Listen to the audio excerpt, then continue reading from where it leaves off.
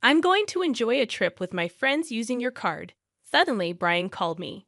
I had noticed he'd been coming home late and chatting with Nicole, acting strange. Was he planning something with her all along? I suspected they teamed up for a scheme. But thankfully, I was prepared. Maybe I should act surprised. Oh, really? Explain. I already knew Brian was leaving for a trip today. It's unbelievable if he's trying to trick me. I have been patient until now, but today I felt the urge to get back at him. It's time to fight back against those annoying siblings. Once today is over, everything will clear up. I hope they're having fun on their trip, unaware that someone in their group is on my side. My name is Pamela Smith, and I'm 33, living with my husband Brian.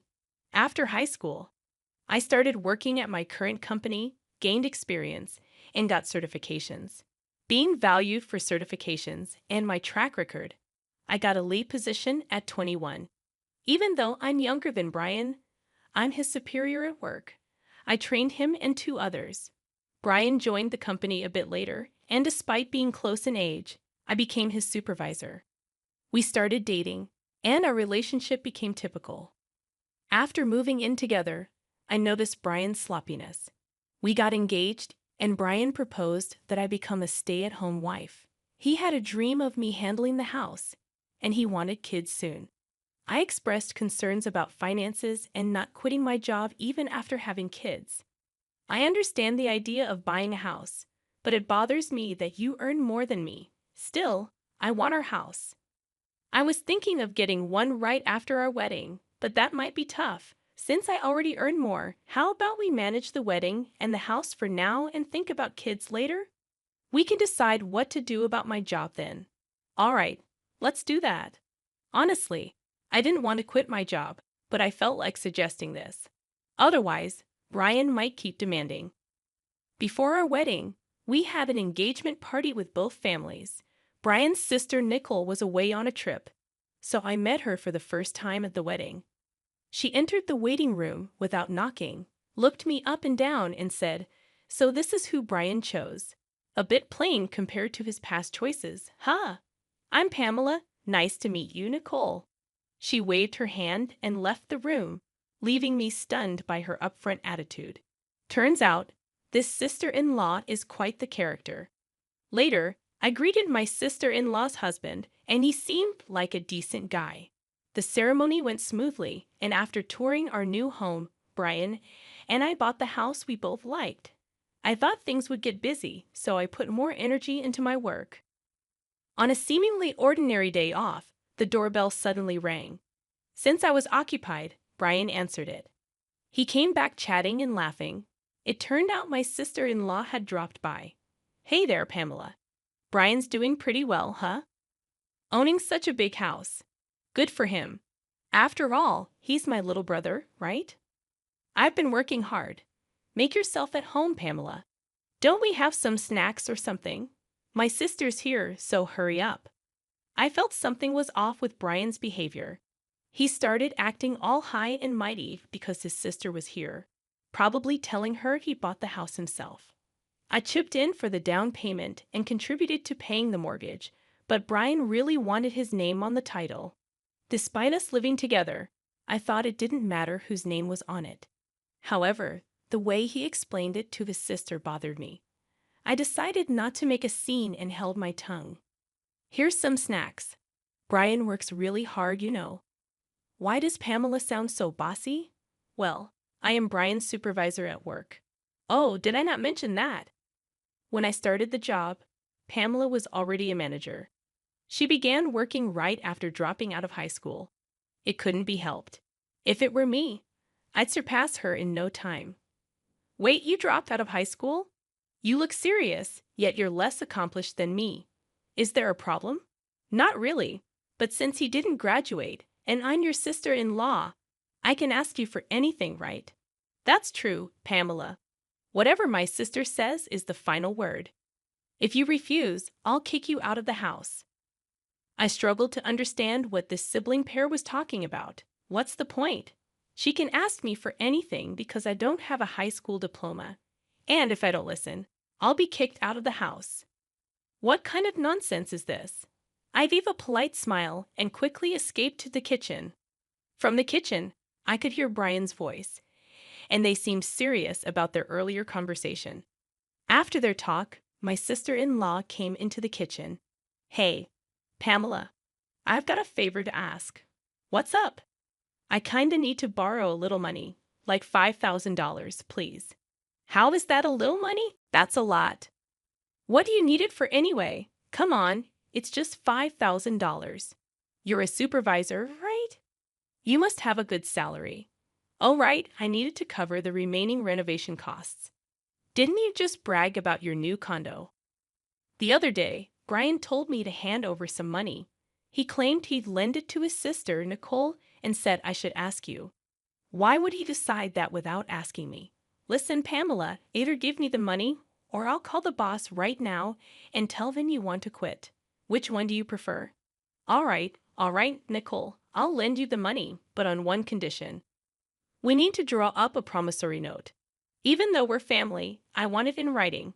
So when you come to get the money, make sure to bring your ID with a picture, okay? Oh, such a hassle, but fine.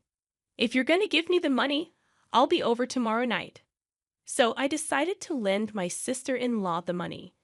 I had this gut feeling that getting her to sign a promissory note was essential. Even though Nicole grumbled, she did bring everything I asked for the next day. But seriously, I never knew how much Brian was spoiled by his sister until we got married. It's just ridiculous. I bet no matter what I said, it wouldn't have made a difference. Later on, I found out Nicole used the money to buy designer stuff. Once I lent her money, she kept asking for more without any hesitation. Of course, I made her sign a note every single time. In a month, she had borrowed about $12,000 from me. Just when I thought this was becoming too much, I got called into the boss's office. Turns out, they wanted to promote me from a supervisor to a manager. I was over the moon, excited to share the good news with Brian, who had taken the day off. I'm home, Brian. Guess what? Welcome back, Pamela. You seem really excited. What happened today? My boss called me in, and guess what? He asked me if I wanted to be the department manager. My goal has always been to become the head manager, so I'm super excited that I'm getting closer to it. Huh. Wait. What, Pamela? You're getting promoted? I don't get it. Did you accept the offer? Well, yeah, I've told you about my goal before, right? Hold on, you should have asked for my permission before making such a decision. Plus, I've told you I wanted you to be a stay-at-home wife, haven't I? How come you're getting promoted and I'm still stuck at the same position? Doesn't that seem odd? That's not my fault. I've made it clear that I don't want to quit my job. Why you can't get promoted is beyond me. Shortly after, Brian made a call, and I assumed it was to his older sister. Sure enough, a few minutes later, his sister arrived. Hey, I heard you stole Brian's promotion opportunity. What's the big idea? No, I didn't steal anything. At our company, promotions are based on performance. So you're saying Brian's incompetent at his job? How dare you look down on him? As his wife, this is ridiculous. Let's go grab some barbecue on her dime. They rummaged through my purse and took my bank card. I tried to resist, but they were 2 against 1, and I ended up being restrained. The 2 of them left, laughing, and tears welled up in my eyes. I shouldn't have married such a man. It's too late for regrets. I need to find a good divorce lawyer. That night, Brian didn't come home. The next day when I went to work, Brian had already arrived and came up to me with a smug look, saying, "Yesterday was a blast. Eating on someone else's dime is the best. Thanks for the treat." When he handed me the receipt, I saw he'd been to an upscale barbecue restaurant, and the bill was $1,200. There were also receipts from luxurious bars that totaled an unbelievable $6,000. I wanted to snap back, but more and more employees were coming in, so I held my tongue. On my way home, I checked how much was withdrawn from the bank, and to my shock, it was $8,000. I confronted him when I got back. "Brian, what were you thinking, taking out $8,000 for fancy barbecue and luxurious bars? It's my money, and it's what I had saved from my single days. I just got home, And you're nagging me about money from your single days. Don't know, don't care, can't do anything about it now since I've already spent it. He said that and ran into the bathroom. That's it. I'm definitely going to divorce him. I went to see a lawyer over the weekend. Several weeks have passed since then, and the preparations for the divorce are progressing steadily. Ever since that incident, Brian has been coming home late, and he leaves the house in a hurry on his days off. I was getting suspicious and thought about hiring a private investigator when I got a call from Kevin, my sister-in-law Nicole's husband. Hello, is this Pamela's number? Yes, Kevin, it's rare to hear from you. Yeah, it's been a while. Anyway, is my wife there, Nicole? No, she's not here. I see. She's been coming home late and leaving without telling me. On weekends, she said she was at Brian's place when I asked her yesterday. Oh, I see. Brian's been acting the same way. Maybe they're both going somewhere together. It's none of my business anymore, so I don't really care. Oh, and Kevin, I had something to tell you as well. Can you hear me out? None of your business anymore. What do you mean? All right, go ahead. I told him everything that happened about the money I lent to my sister-in-law and everything else. Upon hearing this, Kevin sighed and said, Is that so? I'm sorry about my wife. To be honest, I've been at my breaking point and considered getting a divorce, but I just couldn't take action. Why not use the evidence I've gathered, Kevin? You should get a divorce too. It's not fair for you to be in this situation. Let's give those selfish siblings who spend money recklessly a taste of their own medicine. Yeah, let's work together on this. Oh, by the way, I think Nicole and the others might be planning a trip. He mentioned that she had urged him to take a long vacation, and there were travel brochures on Pamela's vanity. Curious, I decided to look inside the shelf that Brian had always told me not to touch. Sure enough, I found travel brochures and club cards. That's when it clicked for me. Kevin, I think they might really be planning a trip. I found some brochures. I've got an idea. As I explained the plan, Kevin laughed and agreed to go along with it. We decided to coordinate further via text and ended the call. I also sent him some potential evidence that could be beneficial for the divorce and meticulously planned our next steps. 2 weeks later, early one morning, Brian left the house. I knew about it since Kevin had informed me the day before. A few hours later, Brian called. I'm going to have a blast on your card with my sis and friends. He had been coming home late and sneakily making calls with Nicole. I had sensed something was off. I suspected they were up to something. Good thing I had prepared. Maybe I should act surprised. Mine? What? What do you mean? Explain. Seriously, you didn't notice. We planned this trip ages ago. Kevin was just our backup plan in case something happened. We felt you've been getting too arrogant lately and talked about teaching you a lesson. Got it? Now you can't stand up to us anymore. I don't have to tolerate this any longer. I've been patient for so long. A little payback isn't too much to ask for. I don't feel anything anymore, not even a shred of emotion. Brian, what did you say earlier? I told you about your debit card, right? Huh? I have my card in my wallet, though. What? What are you talking about? Because here it is. Wait, what the heck is this? You just noticed?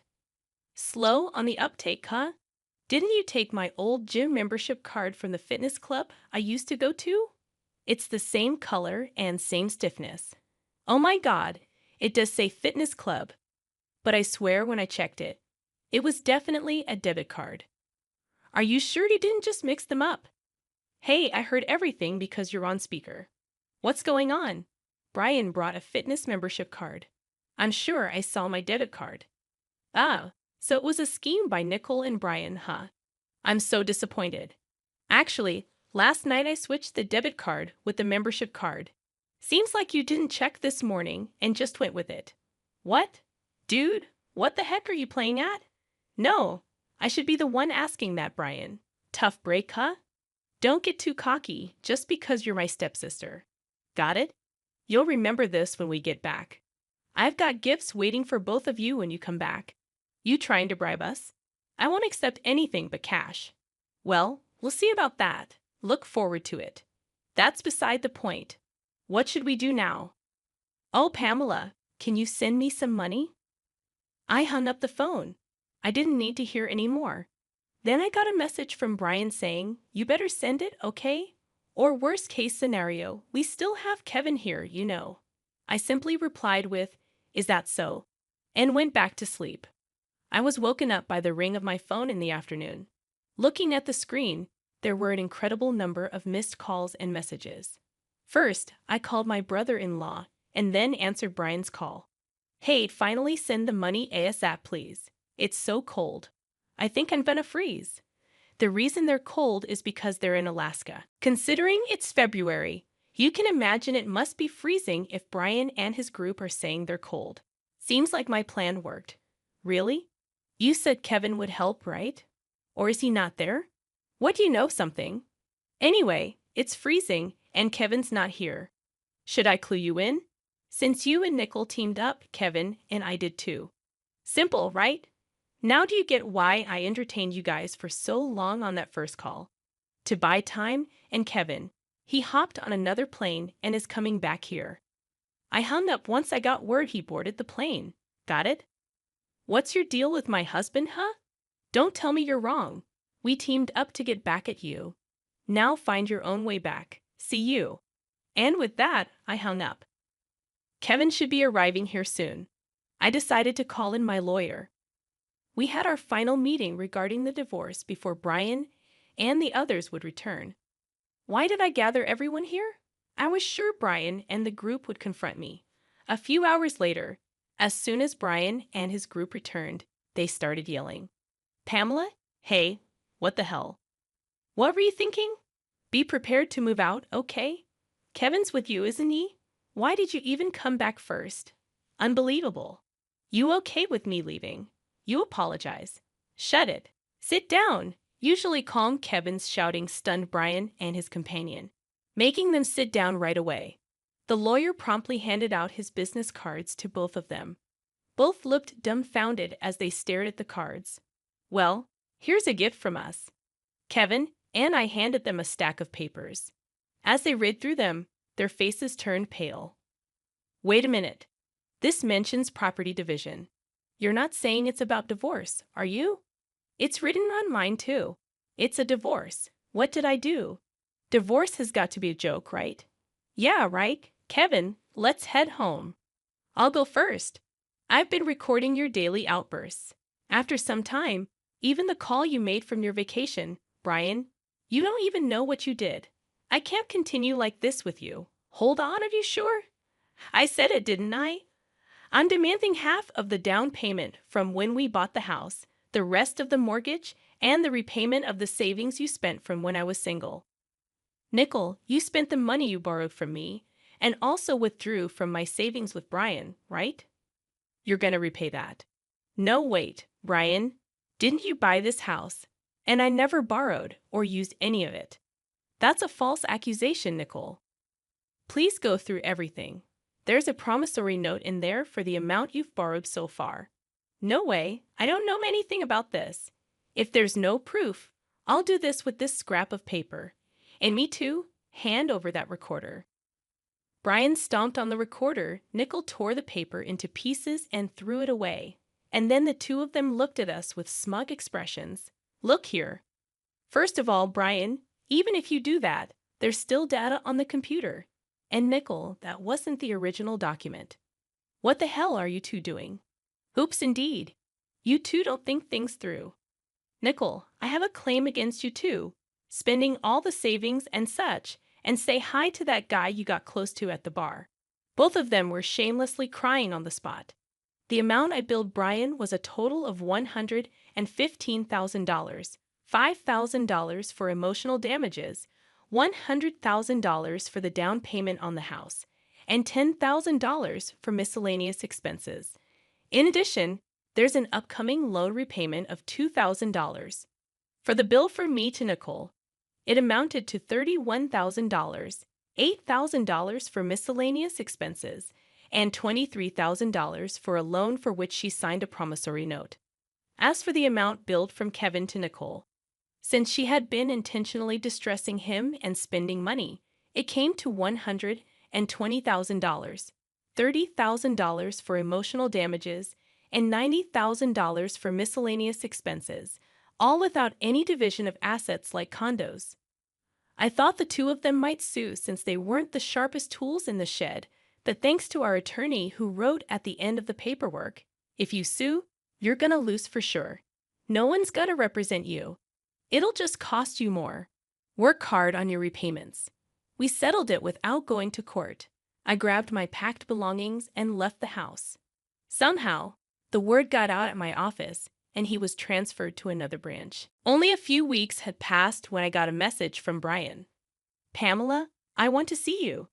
I never thought life without you would be this lonely. Can we give it another shot? You can work as much as you want. It's not going to happen. Goodbye, Pamela. It's Nickel. I think you should reconsider things with my brother. Why don't we live together? Maybe there's been some misunderstanding between us. I believe things will be better. Nickel, it's not gonna happen. I'm sorry. Goodbye." They begged, but I ignored them and blocked their contacts.